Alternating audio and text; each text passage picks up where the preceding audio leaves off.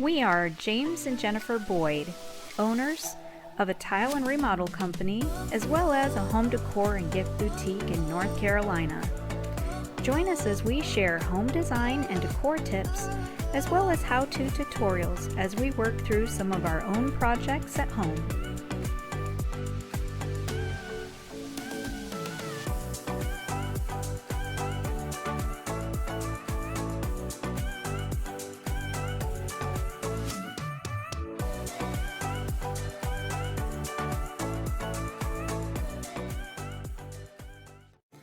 So in classic Boyd form, we've added to our list of things to do around the house, and this one snuck up on us because we've got guests coming.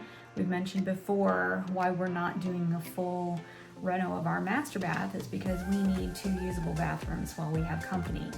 Well, the thought came to mind with this company coming, the tub is just not safe to be stepping up and over the edge, and it's curved on the inside when you get in, and it's just not safe for showering. So I thought, should we add grab bars? James thought, let's rip it out and do a shower before our company comes. So that's what we're doing. We're putting our master bath on pause to do this project before everybody comes. Okay, good morning. Saturday morning. Project of the day is tear out in the guest bath shower. So we're here in the guest bathroom. We currently have a fiberglass insert. The dreaded fiberglass insert. Yeah, so we're gonna take that out of here and we're gonna put in a tile shower because that's the proper thing to do. So real quick, I'll clear the room. We have put a tile floor in here already.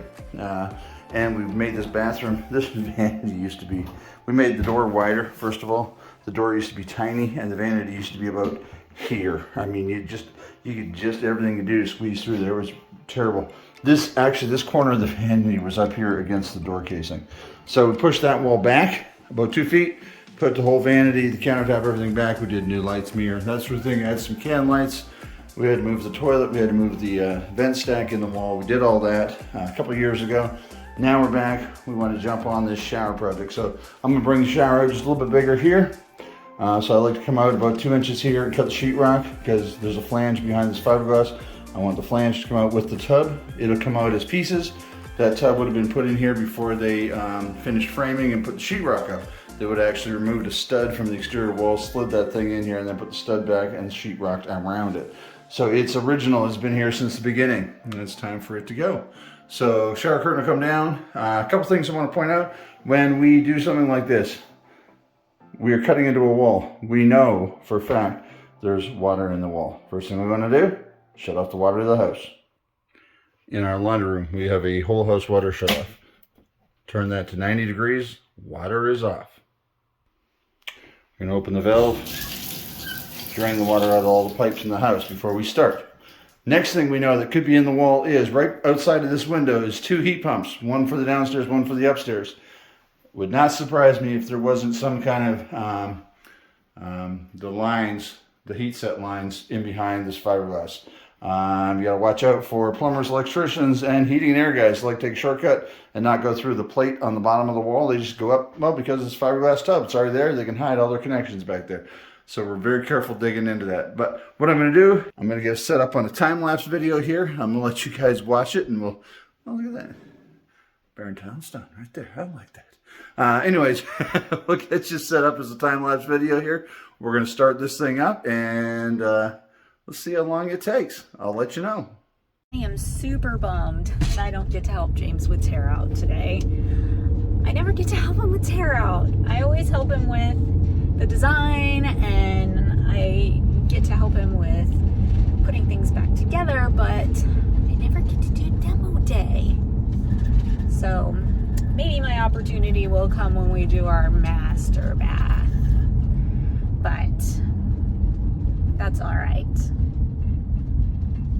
If you hear rattling, I've got stuff in the back. Well, there's our cement mixer. I also have stuff in the back I have to drop off at our antique booth.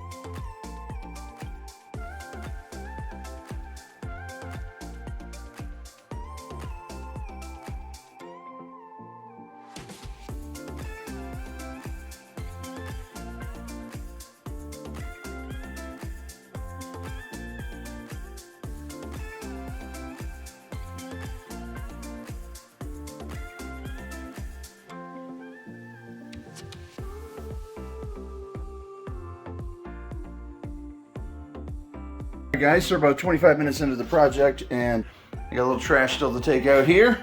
Tub is loose. I got a tool in the trailer I'm going to go grab that's going to unscrew that nut so I can lift the tub out as one piece. And I still have this jam to take out here. So the jam's nailed back in here. You can see the nails are back in here. But I try to save, they usually put a double stud right where this jam ends. So I cut it a little short. I know the flange is still behind there, but now, and then I can push this sheetrock back in and nail it. You can see it really bows out here because of those flanges. The sheetrock guys just lay right on top of it. It's kind of a mess, but we always like to clean that up. So I cut a nice straight line across the top of the level. And that gives me full access to the plumbing. The plumber in this case did come up through the floor, much appreciated, and up through the base plate of that. So there's what we have. We'll end up taking that one stud in the middle and boxing that out. We're gonna put a two-place niche in there. I think we're going with the 12 by 28 storage niche in there. We'll put our curb out here to the front. You can see we've made it just a little bit deeper. It's gonna feel a world bigger. Every time we take out one of these fiberglass units and replace it with a tile shower, people are always amazed at how much bigger the space feels. And you know, if you look at the thickness of the unit here, we gain all that back. All this thickness of the tub, we gain all that back. Look, I mean, the shower floor really starts here, which is 12 inches in from the wall. Here it starts about 3 or 4 inches in from the wall. So we really do gain a lot of space when we do this. We'll of course move the valve up, we'll delete the spout, and we'll go from there. So we will keep you informed as we move along.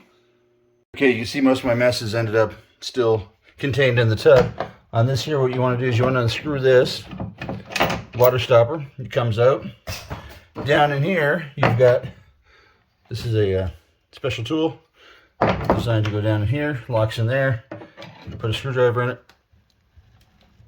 spin it around. Okay, take it back a notch, spin it around. What that's doing is that's undoing the flange that pinches the fiberglass tub. So that's how they make the drain waterproof, watertight. But if you try to pull the tub out while that's attached, it'll simply break off the pipe underneath the hose. We don't want to do that. I'm going to cut the pipe off nice and clean. Tubs are fed with an 1.5 inch drain. Showers are fed with a 2-inch drain. So we're going to have to get rid of the drain all the way back to where the, that comes out like that. All the way back to where it becomes, it comes off the 3-inch or it comes off a 2-inch line. So not worried about crap getting down there. It's going to get stuck in the P-trap. There won't be any more water going down that drain to flush it through the P-trap, so I'm not concerned about that. And I'll be cutting that P-trap off and changing it from the 1.5 to 2-inch. All right, this is normally a 2-man job, but I am going to try to muscle this thing out of here by myself. It's not very heavy, just super awkward trying to carry it through the house. So if that part gets deleted, well, it was embarrassing and I left it out. All right, so we're 35 minutes into the project, and obviously the fastest part of the project. But the old tub is out, fiberglass tub's out. Everything's clean, it's nice. Oh, we're gonna take that one jam piece out, I missed that. All right, so I'm gonna have 38 minutes in this one. That'll come out.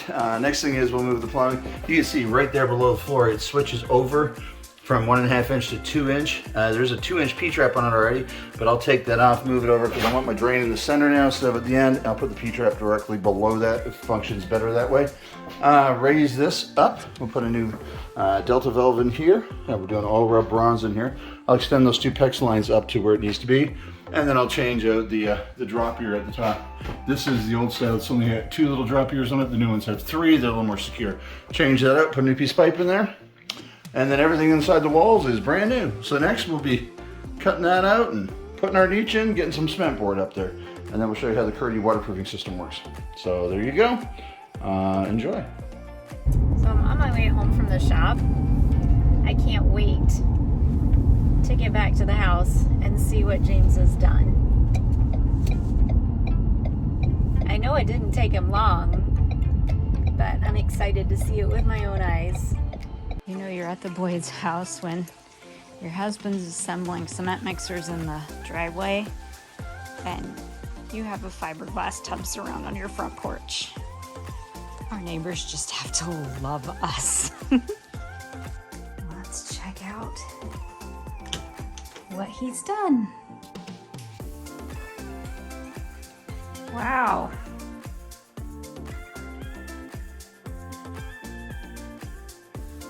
All right then. Tub's gone. We're doing a shower. All right, so when we're laying on our niche, we know that we want to go horizontal. Yes. Normally when we do a vertical niche like this, we start at the bottom of the niche up about 3 feet. The reason is it's high enough to reach this, but not too high to reach this. It just works so good. We normally put one sheet of 3x5 cement board in and actually stick this right on top of the first sheet. When we go vertical, we got to think of studs. A couple other things we have to think of is these little pegs coming through the wall here. This is what holds the closet shelves up in the adjoining bedroom closet. So we don't want to just knock those out because we're going to have clothes on the floor. So we're probably going to set the niche just above that. Yes. And if I put it up tight to this stud here and cut this stud out here, I end up with 12 1/4 here, but 15 1/2 here. So I'm still not centered. To truly center this thing, I'd have to put it right about here. Well, that means cutting 2 studs out.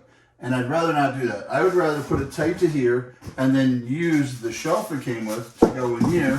And now I'm centered from here to here, here to here. I trim this a little bit, and I can use that as a filler in my niche to bring this side of the niche in. It's all waterproof material, so it doesn't matter what we do, but that's how we figure out and lay out a niche. And it's plenty big. That's huge. Yeah. And this is a guest shower. Yes. So, you know, there's only going to be a little bit of stuff in there. Shampoo, conditioner, and a thing of soap, and maybe body wash. Yeah. That's it. And I think I'm going to do a little shelf right here. I've never done one before to put the bar of soap on. I've seen those and I like those. You can put a small bottle underneath it. A little shelf, short one here for the bar of soap. This here will do some sort of surface here, and we'll decide that during the design part of it. So let's get to installing this.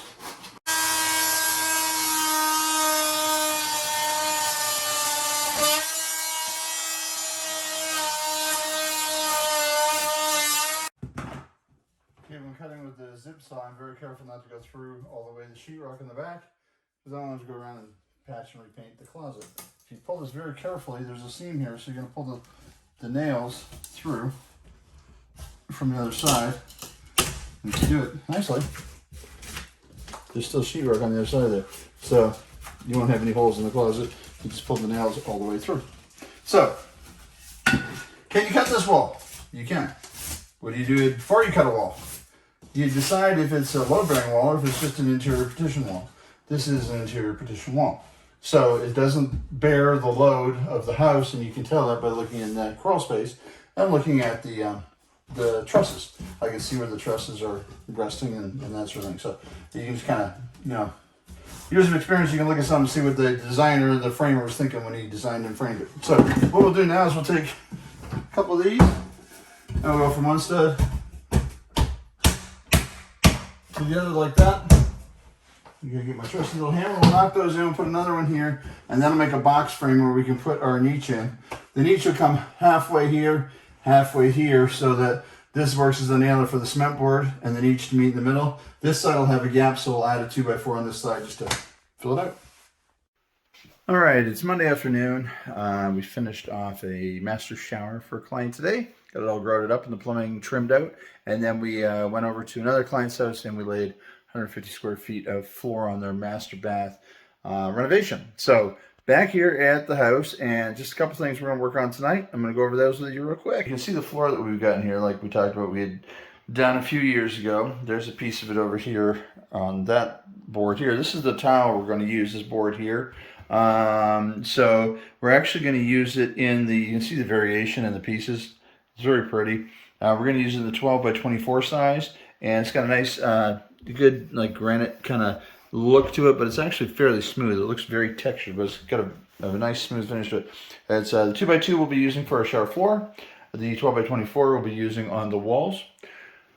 A couple features we'll have in the shower. Tonight we're going to work on putting the new plumbing valve in by Delta, and that'll come up a little bit higher. We normally set those about 42 inches high, so that'll go in tonight. We'll of course get rid of the tub spout. The niche, which is a Schluter product, these come in different sizes. They come as a 12 by 12, they come as a 12 by 20, and they come as a 12 by 28. This is the larger one, and they come with a shelf piece as well.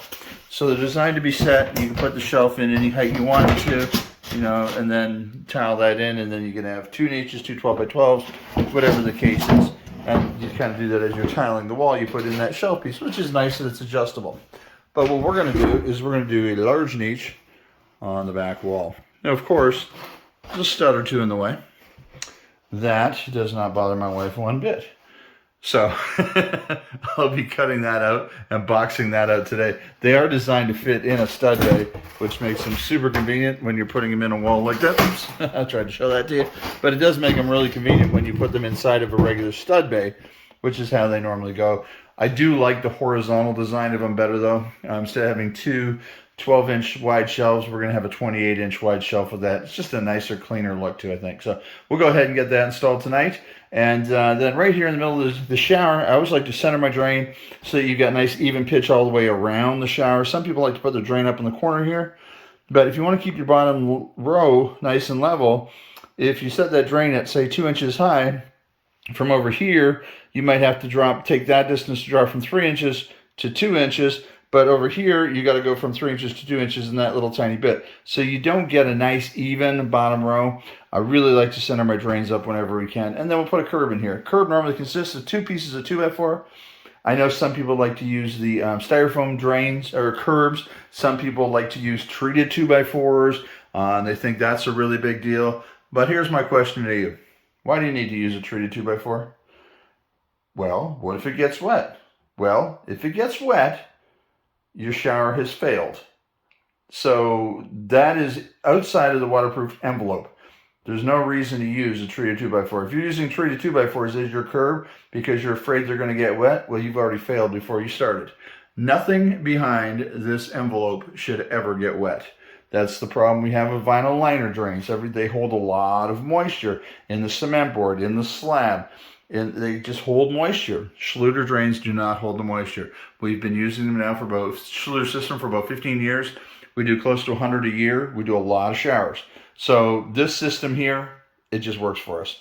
We're happiest with it, and that's what we're going to do in our own home here. This will be a small shower for us. It's a 2.5 by 5 foot, which is a standard size shower. It won't be anything like what we're doing in our master bath project, but I just wanted to kind of show you where we're starting, and I'm going to get going on. I'm not going to film everything I do tonight, but I will give you an update when I'm done.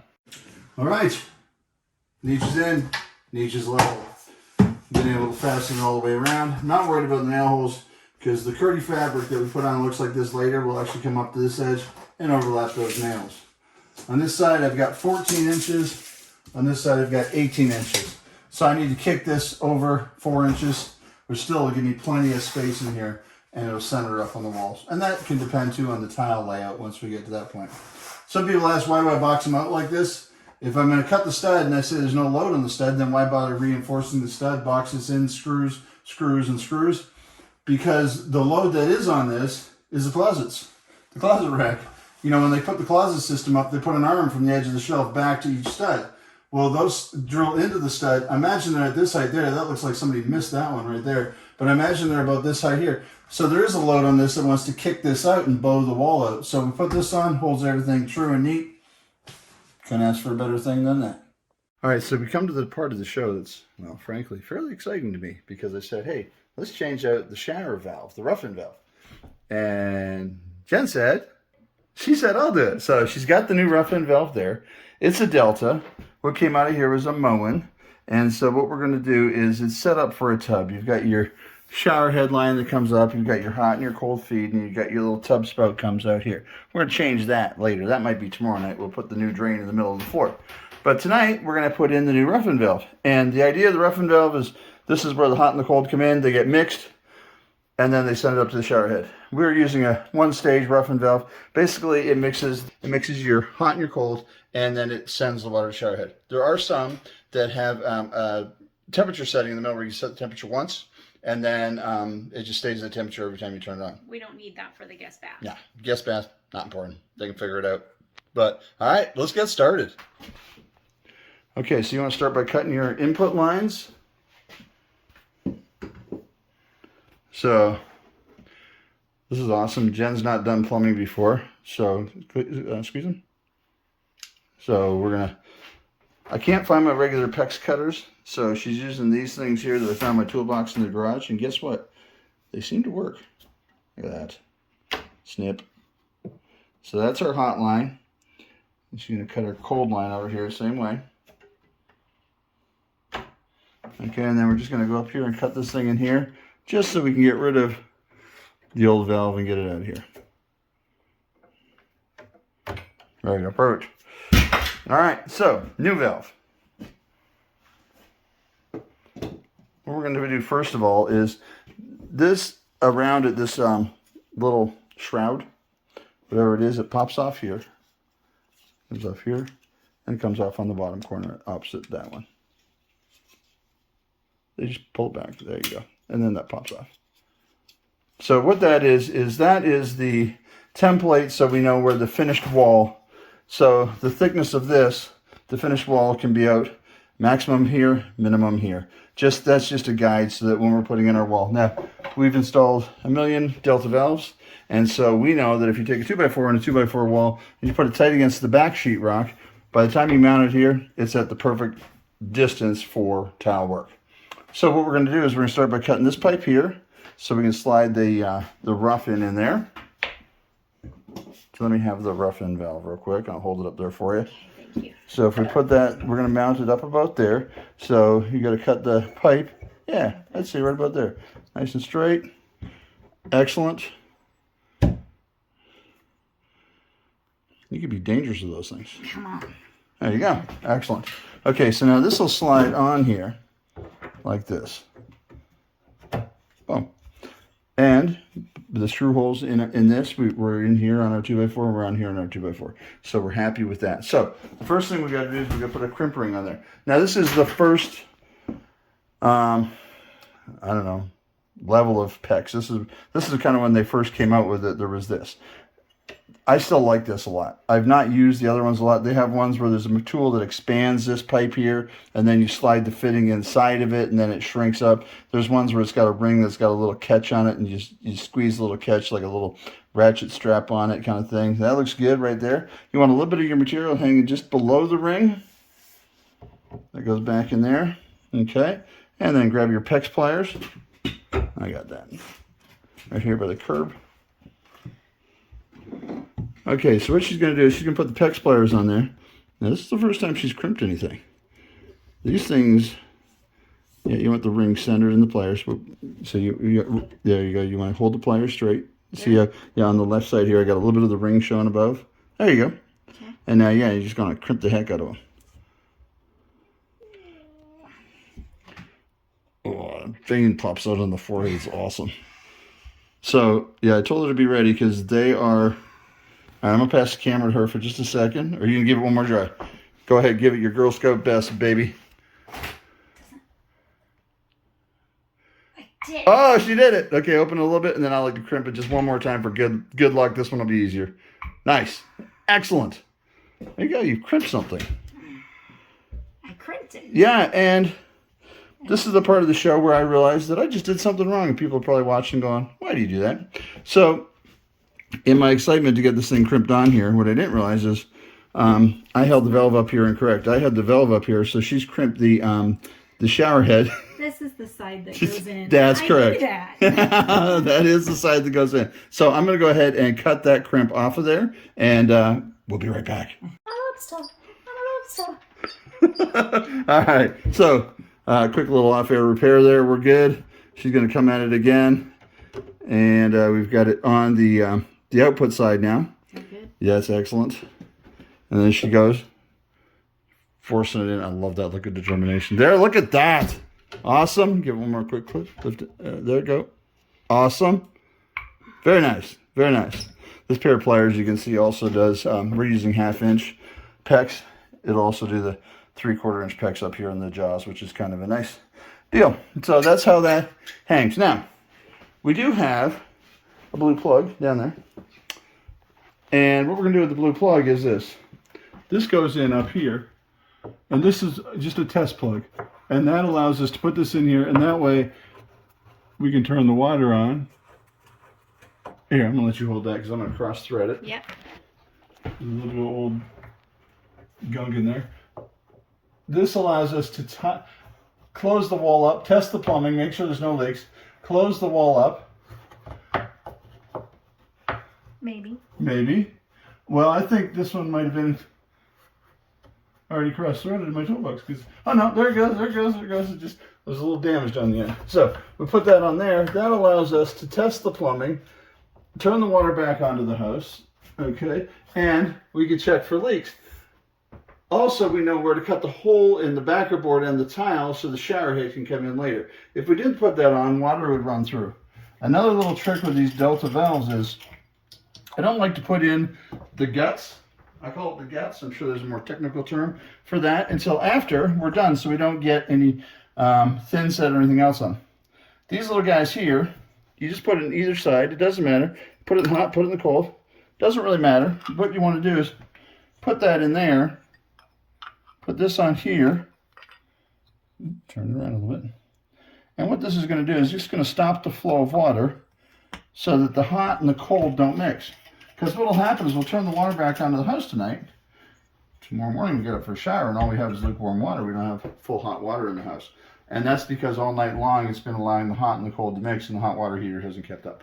So. And we all know from the master bath video that a lukewarm shower is not going to cut it for me. Not going to cut it. So I got to have a hot shower in here. Yes. So, all right. Let's, you ready to hook up the supplies? I am. Okay. All right. So tell me what you're doing now. Well, I'm going to crimp this ring. Oops. Thank you for the extra hand. Ooh, you know, there you go. On it. Nice. There you go. Okay. Good solid crimp. You gotta stand.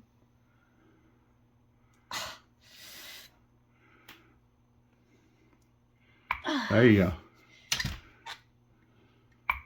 So sometimes we're in showers hooking up body jets and, well, a million other things, and if you do about 100 of these crimps, you kind of feel it. So there's a little extension piece we cut off, and there is a ring on there. Yeah, I'm going to extend this so that it can meet the valve. And we just cut it roughly. You'll see the pipe just went down through the floor, so you might have to hold top and bottom to get it to pinch together. Put your crimpers down. You gotta push that all the way together so you can see the tiniest little bit of that brass ring in there. Oh, is that? I think that's got it. Yeah, that looks like that's got it. Okay. So they gotta be nice and close like that. Okay, you don't want a lot of extra.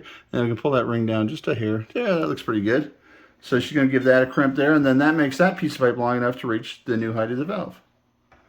Now we'll be able to put all these together, and we will test it all before we close up the wall.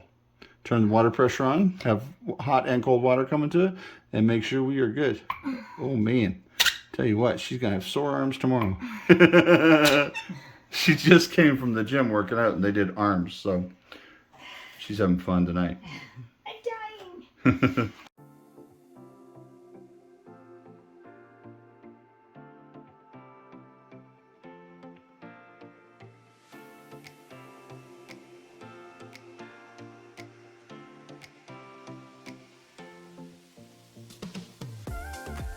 So I just got home and I've got James in the bathroom. She starts filming us, huh? Huh? Huh? Huh? What? I don't know what she's doing. What? What? What? What? So. You got a friend of mine, and that's how he responds to everything. What? He's hanging sheetrock. No, cement board. Cement board. Sorry, cement board. I knew this. Why did I say sheetrock? I don't know. I don't know either. I'm tired. So, what do we got going on, James? All right, so I usually like start at the bottom, full sheet. I lay it horizontal on a 3x5 shower. I lay it horizontal on the back wall. Come up here, go around my niche. Here's the two spacing blocks we talked about. Then I'll make it so I got 18 inches the same on both sides. So this will set it up, the opening set it up. I'll put a little piece up here. Lacquer screws in the sheetrock, as always. So I'll nail that in tight so my seam between the cement board sheetrock is nice and firm. I notch over my curb here.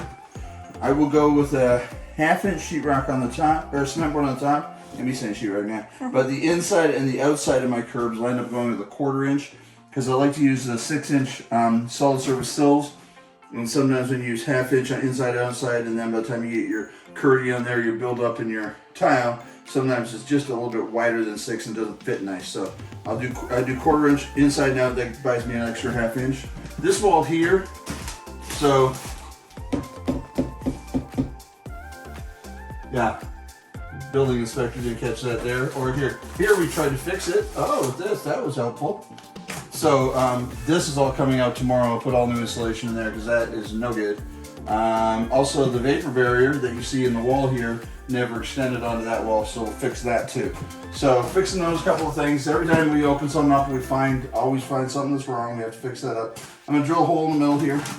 When you're using the Curdy drain, works best. If you drill a 4-inch hole, run a 2-inch PVC pipe up through it. That makes the best connection. And then we can move the drain over. And we're just a little bit each evening, but we're getting it done. That's right. So, cement board is up, and now it's waterproofing time. We use Schluter waterproofing system. That's something we use in all the houses, all the bathroom remodels we do. We haven't had a single fail. We love it. James, why do you love Schluter? We switched to it about 10 years ago. Getting tired of the failures with the vinyl liner drains. People try to put little pebbles around the drain and little plastic strainers. They got all these great ideas to try to fix the problem, but truthfully the problem is calcium buildup. I think if we put pebbles around it or what, when it gets that little weep hole, it's going to plug up. Got tired of going back and doing repairs and callbacks on that system. So we looked into a different system, and this is what we came up with. We've literally got hundreds of these showers. We probably do close to 100 a year. We've been doing them for 10 years. We haven't had a callback yet. There you go. So proof is in the pudding. That's right. He's even representing. Sorry? Your shirt. Didn't even plan that. No, just worked out that way. Kelly, how long have I had this shirt now? Yeah. 2-inch overlap is the key. Make sure everything overlaps by 2 inches. So he's... Did my first piece on the wall and wrapped the corner. Drainage layer has been set. Yeah, Schluter oftentimes in there. Of course, they show you to lay the sheets up, and then they've got a thinner band that you put in the corners. I like wrapping this band in the corners because then I don't have to stock another product. And this band is heavier and thicker, and in my opinion, stronger. So, what size notch trowel are you using? I'm using a small V-notch. We have the Schluter trowels as well, and they're very, very small square. The only thing you have to be really careful with is if you don't get your wall skewed right and then get the material on it quick enough, the material will start to skim on you. And when the thin set starts skimming on you, you can go ahead and put your material on there and it won't grab. So I use a little V-notch, put just a little more material in it, gives you a little bit more working time. That we're using.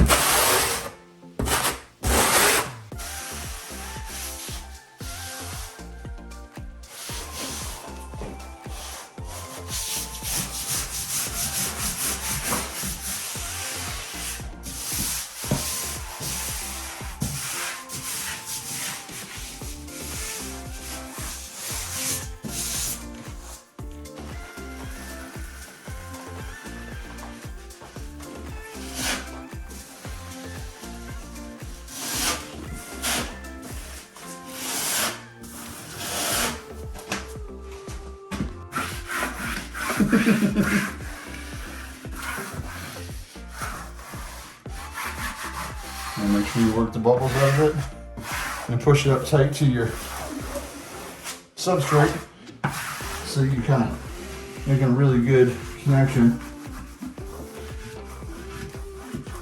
And that corner's got a 3-inch overlap. I won't need to put banding in it, and that doesn't have the buildup that you get with the banding, which is another advantage of just doing the one product.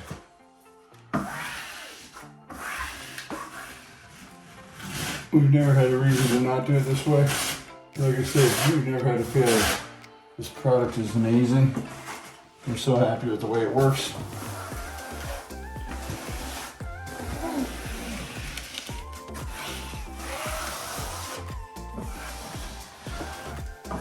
James described this as wallpaper that never comes down. That's right.